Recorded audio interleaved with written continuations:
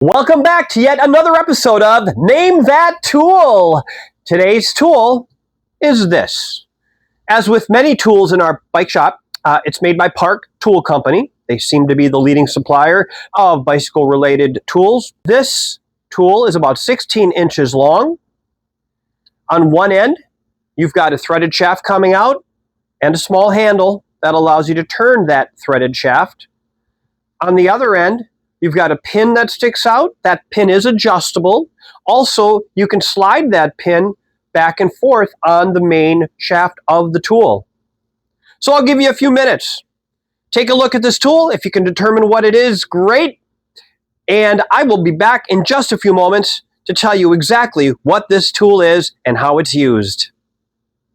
In every bicycle shop in the world, you're going to see a wall that looks pretty similar to this. You're probably thinking to yourself, why do they need so many tools, and what do they all do?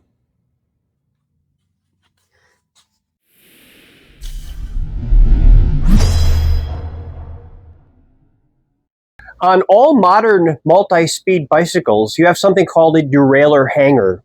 So the derailleur is mounted to, in this case, a hanger which looks like this, and you can see it on this bike right here. Now on this bike, the derailleur hanger is in aluminum, and it's a separate part, indicating that if this bike were to have a problem, if the derailleur gets caught up in the spokes and damages the derailleur hanger, in this case, the derailleur hanger can either be repaired or replaced. Now, if we see cracks in the derailleur hanger, or if we see that the threads are shot in the derailleur hanger, we would replace it. And here is kind of a chart showing some of the derailleur hangers that we have available to us. Now, there's many more than this, so it turns out that just about every bike model out there has a different derailleur hanger, which certainly adds to the complexity of this job. But if we can straighten it out, it's that much better. So that's what the tool is all about. So what we do initially is we remove the derailleur, and because of the angle I'm at, it's fighting me a little bit, but and we just let the derailleur kind of hang. So now that we've kind of pushed the derailleur out of the way, we insert the tool at the derailleur hanger. Basically, we're threading it in where the derailleur was threaded in. Bring it to a pretty snug point. And now we have the ability to slide this back and forth.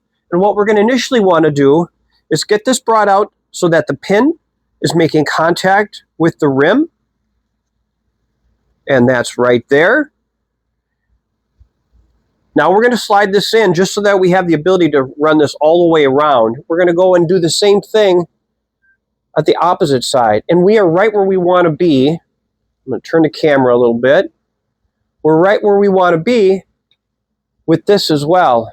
So you can kind of see the pin is making contact with the rim.